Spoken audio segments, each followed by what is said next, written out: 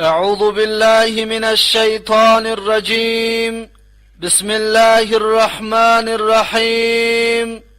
الحمد لله، الصلاة والسلام على رسول الله وعلى آله وأصحابه ومن تبعهم بإحسان إلى يوم الدين، ثم أما بعد. السلام علیکم و رحمت الله و برکاته. برادران و خواهران گرامی و شنوندگان محترم، الحمدلله با فضل و کرم الله تبارک و تعالی ما و شما 6 درس از شرح فقه اکبری امام ابو حنیفه رحمه الله تعالی گرفتیم که تا به حال و همچنین چند درس های آینده ما و شما درباره تاریخ امام ابو حنیفه رحمه الله تعالی می باشد. و الحمدلله ما و شما حیات شخصی امام ابو حنیفه رحمه الله تعالی را خلاص کردیم و درس گذشته درس ما و شما حیات علمی امام ابو حنیفه رحمه الله تعالی بود. و همچنین درس گذشته به سمع شما رسانیدیم که درس هفتم ما و شما درباره استادهای امام ابو حنیفه رحمه الله تعالی می باشد. همچنین شیخ عبدالرحمن خمیس می گوید که شیوخه، یعنی که شیخهای امام ابو حنیفه رحمه الله تعالی یا استادهای امام ابو حنیفه رحمه الله تعالی. عبدالرحمن خمیس میگوید ادرک الامام بعض الصحابه فی صغره. دیده است امام ابو حنیفه رحمه الله تعالی بعض صحابه را در خردسالیش.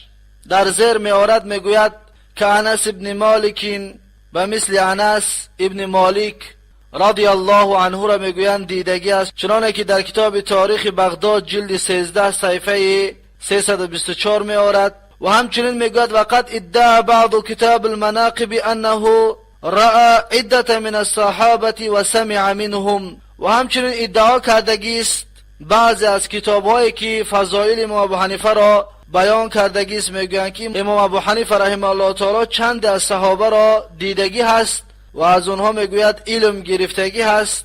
میتونید در این باب کتاب اخبار ابی حنیفه را صفحه 4 و 5 را ببینید. و همچنین مناقب امام ابو حنیفه که مکی نوشتگی هست صفحه 27 تا 37 را ببینید. و همچنین کتاب مناقب ابی حنیفه از کردی هست صفحه 8 تا 25 را ببینید. و کتاب دیگر شرح مسند ابی حنیفه از امام علی قاری می باشد صفحه 582 را میتونید در این باب ببینید که این قول را ذکر میکند گویا امام ابو حنیفه رحمه الله تعالی از صحابه روایت کردگی است. آن حدیثایی که روایت کردگی است اونها ضعیف می باشند و قول صحیح و درست نیست، چطوری که این قول را ابن حجر اسقلانی برای ما و شما بیان کرد. خلاصه میگوید امام ابو حنیفه بعض صحابه را دیدگی هست، اما این مسئله خلافی می باشد. بعضی ها میگویند دیدگی است و بعضی ها ادعا میکنند که امام ابو حنیفه کدام صحابه را ندیده است. و در اینجا عبدالرحمن خمیس قول را میآورد که امام ابو حنیفه بعض صحابه را در خردسالیش دیدگی هست، لکنه لم یجد فی حال نشأته من یرشده لطلب العلم. لیکن پیدا نکرد در حال اول زندگیش یا در حال بوای رسیدنش من یرشده لطلب العلم، کسی که راهنماییش بکند برای طلب علم. یعنی کسی نبود که ابو حنیفه رحمه الله تعالی را راهنمایی بکند که ابو حنیفه مشغول به علم بشود. والاخذ عن من کان یمکنه السماع ممن ادرک منهم. و همچنین کسی نبود که راهنمایی بکند امام ابو حنیفه رحمه الله تعالی را که امام ابو حنیفه بگیرد از کسانی که بودند یمکنه السماع، امکانیت داشت امام ابو حنیفه که از اونها بشنود، یعنی علم بگیرد. ممن ادرک منهم، از جمله با کسانی که امام ابو حنیفه آنها را دیدگی هست، یعنی اون کسانی که امام ابو حنیفه دید و کسی نبود که امام ابو حنیفه را راهنمایی بکند که از اونها علم بگیرد، یعنی از اون صحابه ها علم بگیرد. و در زیر همچنین میارد میگوید زعم بعض من کتبی فی مناقب الامام ابی حنیفه رحمه الله کالمکی والکردی ان ابا حنیفه سمع من بعض صحابتی. میگوید گمان کردگی است بعضی از کتاب‌های درباره فضائل امام ابو حنیفه رحمه الله تعالی به مثل کتاب مکی و کتاب کردی که اینها درباره فضیلت امام ابو حنیفه کتاب نوشته هستند، اینها گمان کرده هستند که ان ابو حنیفه هر آینه امام ابو حنیفه سمع من بعض صحابتی، شنیدگی است حدیث را از بعض صحابه. و جمع بعضهم جزءا فيما ورد في روایت ابی حنیفه عن بعض صحابتی، و جمع واری کرده هستند بعضی از علما بعضی از آن حدیثایی که وارد شده است در روایت امام ابو حنیفه از بعض صحابه، یعنی که بعضی حدیثایی که امام ابو حنیفه از صحابه ها روایت کرده هستند اونها را بعضی علما جمع واری کردند.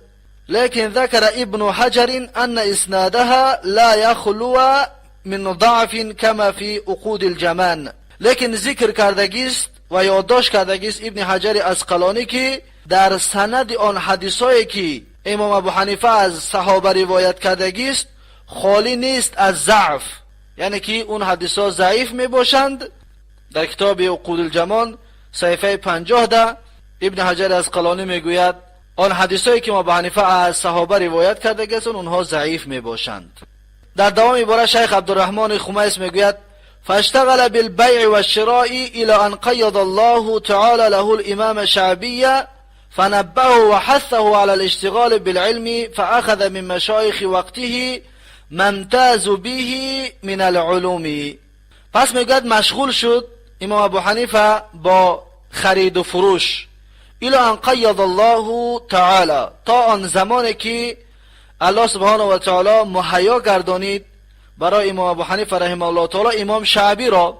فنبهه پس امام شعبی امام ابو حنیفه را آگاه کرد و حثه علی الاشتغال بالعلم و تشویقش کنانید امام ابو حنیفه را برای مشغول شدن به علم، یعنی که امام ابو حنیفه را امام شعبی تشویقش کنانید، چطوری که ما و شما درس گذشته قصه اش را بیان کرده بودیم. فاخذ من مشایخ وقته پس امام ابو حنیفه رحمه الله تعالی علم را گرفتگی هست از بزرگان وقت و زمان خودش، ممتاز به من العلوم آن عالم ها و بزرگانی که برتر بودند از علم ها یا در علم ها برتر و بالاتر بودند. امام ابو حنیفه رحمه الله تعالی از اون عالم ها و از اون بزرگان علم را گرفتگی هست. و در دوام عبارت شیخ عبدالرحمن خمیس میگوید ولقد ذكر مزي في تهذيب الكمال طائفة من شيوخ أبي حنيفة بلغ عدد من ذكرهم 50 شيخا هم كالآتي. و میگه در حقیقت ذکر کردگی است امام مزی در کتاب تهذیب الکمالش طائفة من شیوخ ابی حنیفه، یعنی گروه از استادهای امام ابو حنیفه رحمه الله را بلغ عدد من ذكرهم رسیدگی است عددی آن استادهای امام ابو حنیفه رحمه الله تعالی که در کتاب تهذیب الکمال ذکرش کرده است 50 شیخا 50 شیخ، یعنی 50 استاد امام ابو حنیفه را در کتاب تهذیب الکمال ذکر میکند. هم کالآتی آن استادهایش را که در کتاب تهذیب الکمال آوردگی است به این طریق می باشد، یعنی که در اینجا نامهایشان را ذکر میکند و به سمع شما نامهای اونها را میرسانیم و شروع میکنیم. رقم گذاری نمیکنیم، شما خودتون میتوانید که اینها را رقم گذاری بکنید، تنها نامهایشان را آوردن میگیریم. محمد ابن منکدر اینجا خطا شدگی است، خطای چاپی شدگی است، زیرا که محمد ابن منکدر همچنین باز بعدم می آید. محمد ابن منکدر از استادای امام ابو حنیفه است، لیکن باز دافع دوم همین را ذکر میکنه. در اینجا در کتاب تهذیب الکمال ابراهیم ابن محمد ابن منتشر است میگوید، یعنی که ابراهیم ابن محمد ابن المنتشر. و اسماعیل ابن عبدالملک ابن ابی سفیراء در اینجا صغیرات کردگی است، این خطا می باشد، بلکه ابن ابی سفیراء هست، آخرش همزه. و جبلت ابن سحیم و ابو هند الحارث ابن عبدالرحمن الحمدانی والحسن ابن عبید الله. اینجا حسین کردگی است، این همچنین خطا می باشد، بلکه حسن هست نه حسین. حسن ابن عبید الله. والحكم ابن عتيبة وحماد ابن أبي سليمان وخالد ابن علقمة وربيعة ابن أبي عبد الرحمن وزبيد اليامي وزياد بن علاقة وسعيد بن مسروق الثوري وسلمة بن كهيل وسماك بن حرب وابو رؤبة شداد بن عبد الرحمن. ابو ربوه کردگیست، اینجا خطا می باشد. در اصل ابو رؤبة شداد بن عبد الرحمن و شیبان بن عبد الرحمن النحوی و هو من اقرانه. این از همقرنهای ما ابو حنیفه رحمه الله تعالی می باشد. و طاووس بن کیسان فيما قیل، در بعض روایت میگه طاووس بن کیسان همچنین از استادان ما ابو حنیفه می باشد. و طریف السعدی، اینجا ظریف کردگیست، خطا می باشد، اصلش طریف السعدی می باشد. و ابو سفیان طلحة بن نافع و عاصم بن کلیب و عامر الشعبی و عبدالله بن ابی حبیبة و عبدالله بن دینار و عبدالرحمن بن هرمز الاعرجی و عبدالعزیز بن رفیع و عبدالکریم ابی امیة البصری. و عبدالکریم ابن ابی امیه کردگیست، این ابن خطا می باشد، بلکه عبدالکریم ابی امیة البصری هست. و عبدالملک ابن عمیر و عدی بن ثابت الانصاری و عطا بن ابی رباح و عطا بن صائب و عطیة بن سعد العوفی. اینجا سعید کردگیست، همچنین سعید خطا می باشد، اصلش عطیة بن سعد العوفی می باشد. و اکرمة مولا ابن عباس و علقمة المرثدی و علی بن اقمری و علی بن الحسن الزناد یا که الزراد، اردشم ذکر شدگی هست. و عمر بن دینار و عون بن عبدالله بن عتبة بن مسعود و قابوس بن ابي ظبيان والقاسم بن عبد الرحمن بن عبد الله بن مسعود و قتادة بن دعامة و قيس ابو مسلم و محارب بن دثار و محمد بن زبير الحنظلي و محمد بن السائب الكلبي و ابو جعفر محمد بن علي بن الحسين بن علي بن ابي طالب و محمد بن قيس الهمداني و محمد بن مسلم بن شهاب الزهري و محمد بن المنكدر. آن یکم استادش که ذکر شده بود، چطور گفتیم دافع دوم ذکر می شود، این همون در رقم یکم گذاشتگی بود، محمد بن المنكدر. و مخول بن راشد و مسلم البطین. و اینجا با یک استاد دیگرش هست، الملایی استاد دیگرش می باشد، نامش مسلم است. و مسلم الملایی، یعنی که مسلم البطین یک استادش است و مسلم الملایی یک استاد دیگرش است.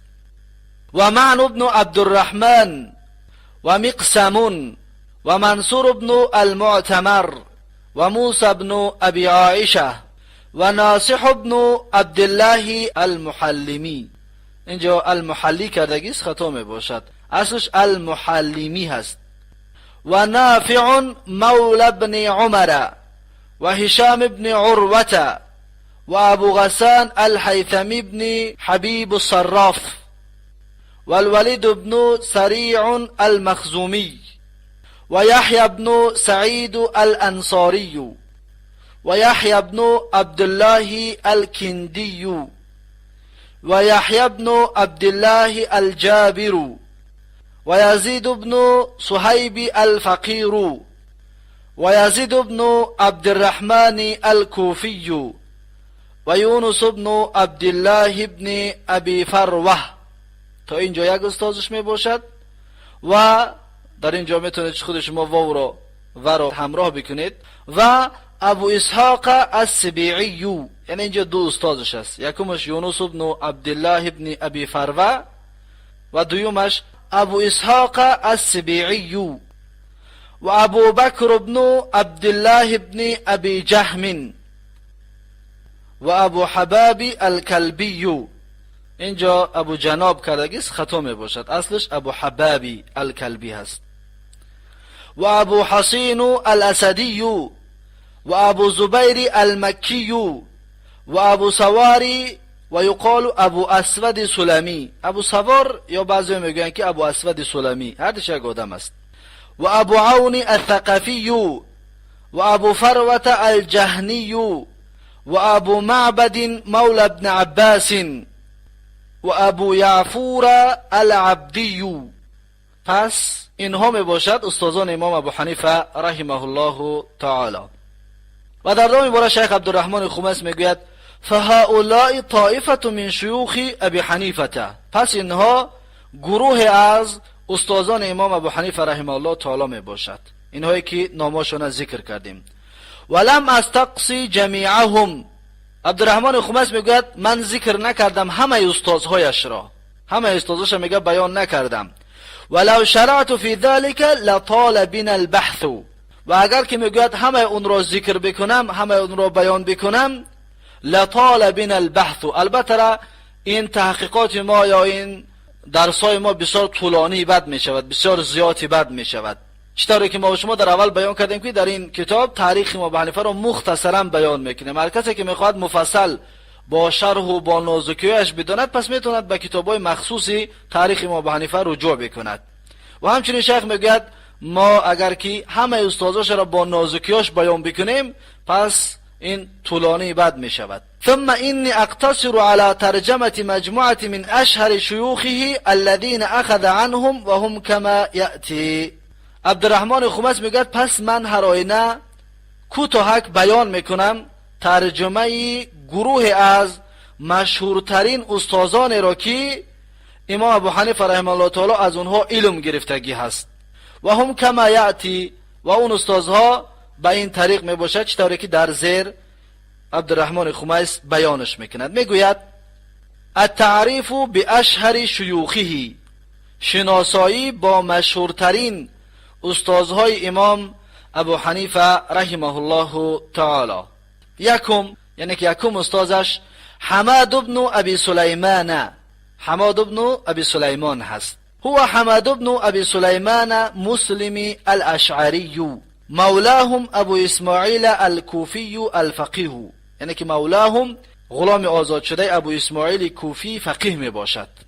این حماد ابن ابی سلیمان. قال عنه ذهبی، درباره حماد ابن ابی سلیمان ذهبی میگوید علامت الامام فقیه العراقی، این یکی از علامه های می باشد و یکی از امام ها و فقیه عراق هست، یعنی یکی از فقه های عراق می باشد. اصله من اصبهان، اصلی زادگاهش اصبهان هست. روى عن انس بن مالک، حماد ابن ابی سلیمان از انس ابن مالک حدیث روایت کردگی است. و تفقه بی ابراهیم النخعی، و علم فقه را از خود کردگی است در نزد ابراهیم نخعی، یعنی که حماد ابن ابی سلیمان شاگرد ابراهیم نخعی می باشد. و هو انبل اصحابه و افقههم و اقیسهم و اسبرهم بالمناظره و رأی. و همین حماد ابن ابی سلیمان از بهترین شاگردان ابراهیم نخعی می باشد و فقیه ترین شاگرد ابراهیم نخعی همچنین حماد ابن ابی سلیمان است و با قیاس ترین شاگردان ابراهیم نخعی حماد ابن ابی سلیمان است و اسبرهم و با صبر ترین شاگردان ابراهیم نخعی حماد ابن ابی سلیمان است که صبر میکند بالمناظره و رأی، در بحث و مناظره و در رأی بسیار انسان با صبر بود. و کان احد العلماء الاذکیاء، حماد ابن ابی سلیمان یکی از عالمهای بسیار ذکی بود. و الکرام الاسخیاء، یکی از انسانهای بسیار با کرم و بسیار سخی بود. له ثروة و حشمة و تجمل. و حماد ابن ابی سلیمان یکی از انسان‌های با ثروت بود، مالدار بود، بسیار مال زیاد داشت. و حشمتون، و همچنین انسانی بسیار جاه و نسب و قدرتش عالی بود، یعنی که بسیار انسان نسبدار و انسان با قدر بود. و تجملون، و انسان بسیار لباسهای زیبا می پوشیدگی بود، یعنی که لباسهایش بسیار زیبا بود. الی ان قال، تا آنجایی که امام ذهبی میگوید فافقه اهل الکوفه علی و ابن مسعود، میگوید فقیه ترین اهل کوفه علی می باشد و ابن مسعود می باشد. و افقه اصحابهما علقمه، و عالم ترین و فقیه ترین شاگردان علی و شاگردان ابن مسعود علقمه می باشد. و افقه اصحابه ابراهیم، و فقیه ترین شاگرد علقمه ابراهیم می باشد.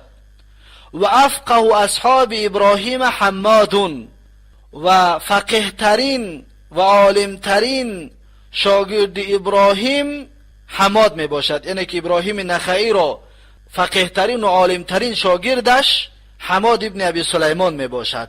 و افقه اصحاب حماد ابو حنیفه، و فقیه ترین و داناترین شاگردان حماد ابن ابی سلیمان امام ابو حنیفه صاحب مذهب ما و شما می باشد. و افقه اصحابه ابو یوسف، و فقیه ترین شاگردان امام ابو حنیفه امام ابو یوسف می باشد.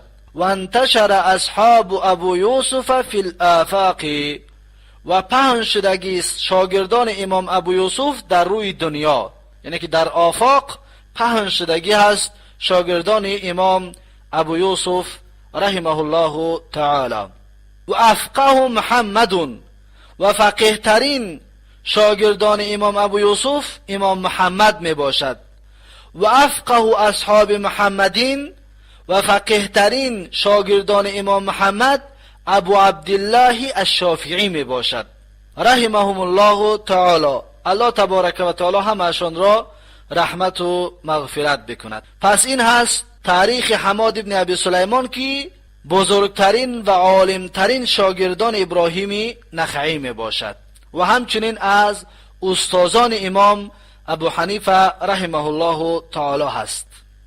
و در دوام برای شیخ عبدالرحمن خمیس میگوید و قال ابن سعدین، ابن سعد میگوید قالوا گفتند و کان حماد ضعیفا فی الحدیث، حماد ضعیف است در حدیث، یعنی که در حدیث حماد ابن ابی سلیمان ضعیف می باشد.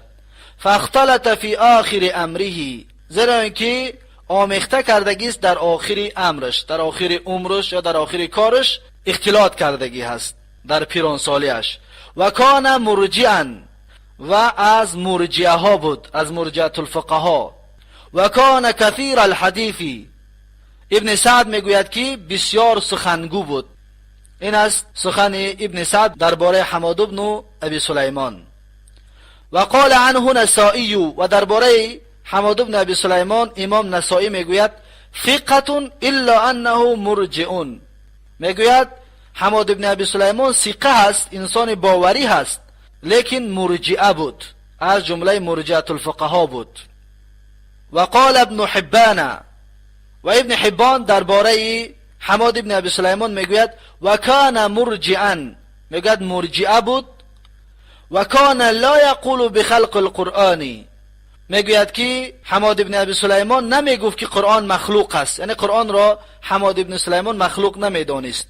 و ینکر علی من یقوله، و انکار میکرد، رد میکرد هر انسانی که قرآن را مخلوق میگفت، یعنی کسانی که قرآن را مخلوق میگفت حماد ابن ابی سلیمان ردش میکرد، قبولش نمیکرد. پس این از سخن ابن حبان درباره حماد ابن ابی سلیمان. و در دوام برای شیخ عبدالرحمن خمیس میگوید و قال معمر لحماد، میگوید گفت معمر برای حماد، حماد ابن ابی سلیمان میگوید معمر گفت که کنت رأسا، پیشوا بودی یا بزرگ بودی، و کنت اماما فی اصحابک، و پیشوای شاگردانت بودی، فخالفتهم فصرت تابعا. معمر گفت که پس تو مخالفت کردی شاگردانت را، پس گشتی تو خودت پیروی شاگردانت، یعنی تابع شدی. قال اینی ان اکن تابعا فی الحق خیر من ان اکن رأسا فی الباطل. در جواب معمر گفت که هر آینه من پیرو باشم در حق، یعنی که پیرو حق باشم، بهتر است برایم از اونه که امام پیشوای در باطل باشم. ماشاءالله جواب بسیار دندان شکنه. یعنی که انسان از اونه که پیشوا باشد و از اونه که در بین مردم عزت داشته باشد در باطل، بهتر است که اون انسان پیرو باشد و متابعتی حق را بکند و اون عزت ها را نداشته باشد. این بهتر هست. الحمدلله.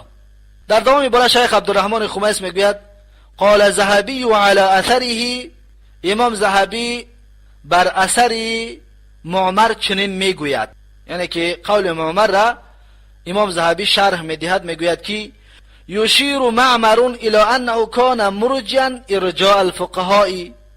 میگه سخن معمر اشاره بر این است که حماد ابن ابی سلیمان از مرجعه ها بود، اما ارجاع فقها بود، یعنی که از جمله مرجعه الفقها بود، از جمله اهل سنت والجماعت بود. و هو انهم لا يعودون الصلاة والزکاة من الایمان. و اون مرجعه الفقها را اعتقادشان همین است که اونها نمی حسابند نماز و زکات را از جمله ایمان. و یقولون، و میگویند الایمان اقرار باللسان و یقین فی القلب. مرجعه الفقها اعتقادشان درباره ایمان همین است که میگویند ایمان اقراری به زبان است و یقینی در قلب است. در قلب یقین کردن، به زبان گفتن میگوید همین ایمان هست. و نزاع علی هذا لفظی ان شاء الله. و اختلاف در این لفظی می باشد ان شاء الله، یعنی که اختلاف لفظی داریم با مرجعه الفقها، اما خود مرجعه الفقها از خود اهل سنت و الجماعت می باشند. و انما غلو الارجاء من قال، هر آینه کسانی که غلو کرده هستند در ارجاء، اونها میگویند، یعنی که اعتقادشان این است که لا یضر مع التوحید ترک الفرائض.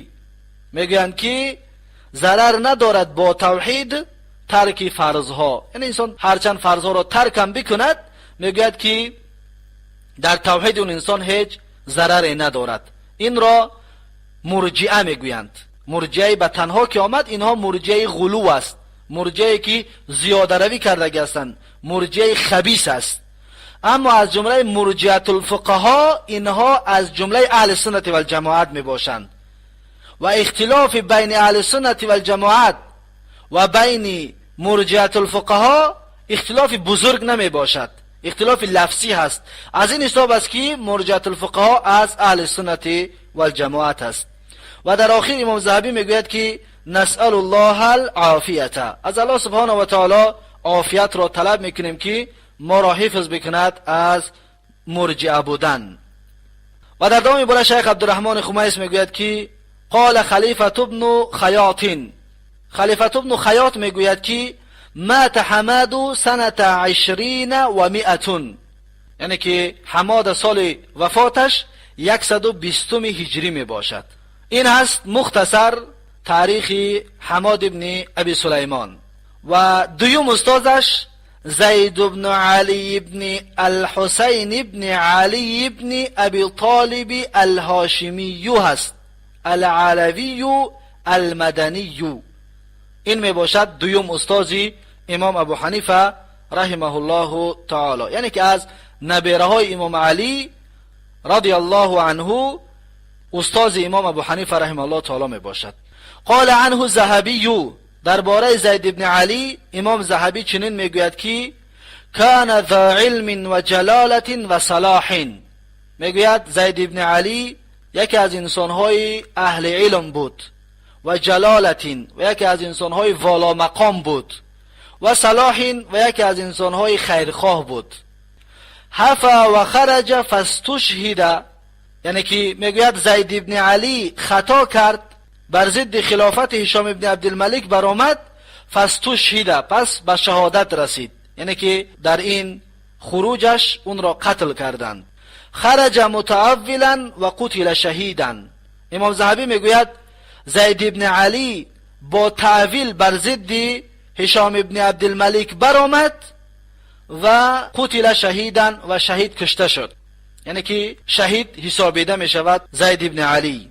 ولیته لم یخرج، امام ذهبی میگوید کاش که زید ابن علی نمی برآمد، یعنی که بر ضد خلافت هشام ابن عبدالملک کاش که نمی برآمد و کشته نمی شد.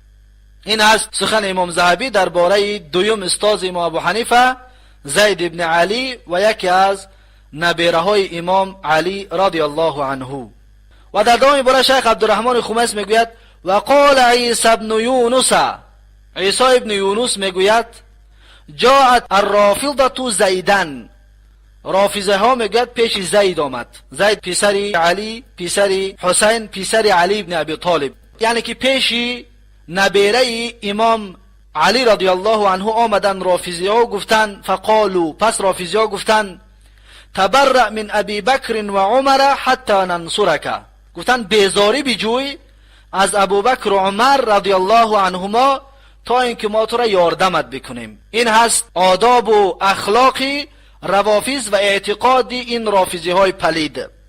قال زید ابن علی گفت بل اتولاهما، گفت من بیزاری نمی جویم بلکه من او را امام خود و ولی خود و دوست خود می دانم. قالو، رافضی ها در جواب گفتن اذن نرفضک، این طور باشد گفتن ما تو را ترکت میکنیم، یعنی که تو بیزاری نجوی از ابوبکر و عمر، گفتن ما تو را ترکت میکنیم. فمن ثم قیلت لفظة الرافضه، پس از همان جا گفته شدگی است کلمه رافضه، همین رافضی ها را از همون جا نامشان گذاشتن، یعنی که نرفضک گفت ما ترک میکنیم تو را، از این حساب گفتن رافضه. و اما الزیدیه فقالوا بقوله و حاربوا معه، اما زیدیه ها یک گروه از شیعه، باز شیعه های زیدی می باشد، اما زیدیه ها پس گفتن به سخن زید ابن علی و حاربوا معه، همراه زید ابن علی جنگیدند، یعنی که زید ابن علی را یاردم کردند. از این حساب زیدیه ها یعنی شیعه های زیدیه به ان همین زید ابن علی ابن حسین ابن علی ابن ابی طالب نسبت داده می شود. از این حساب است که شیعه های زیدی می گویند. و این هست سخن عیسی ابن یونس درباره زید ابن علی رضی الله عنه. و در ادامه برای شیخ عبدالرحمن خمیس می گوید و قال عنه ابن حجر، و درباره زید ابن علی ابن حجر عسقلانی می گوید که ثقة من الرابعه، یعنی انسان ثقه هست، انسان باوری هست و از طبقه چهارمی در حدیث می باشد، در درجه که ابن حجر عسقلانی گذاشته است میگوید از طبقه چهارم می باشد. و هو الذی ینسب الیه الزیدیه، و انا همین زید ابن علی کسی می باشد که نسبت داده شدگی است به این زیدیه ها، یعنی که زیدیه میگوین شیعه زیدیه، پس انا همین زید ابن علی را نسبت دادگی هستند. خرج فی خلافت هشام ابن عبدالملک، خروج کردگی است در خلافت هشام ابن عبدالملک. فقتل بالکوفه سنه 22 و 100، پس کشته شدگی است در کوفه سال 122 هجری. در کوفه زید ابن علی را به قتل رسانیدند. و کان مولده سنه 80، و سال تولد زید ابن علی 80 هجری بود، یعنی که سالی که ابو حنیفه رحمه الله تعالی تولد شدگی هست همچنین زید ابن علی هم همان سال تولد شدگی است، یعنی که همسال بودند با امام ابو حنیفه رحمه الله تعالی. پس این از سخنان ابن حجر عسقلانی درباره دوم استاد امام ابو حنیفه رحمه الله تعالی زید ابن علی.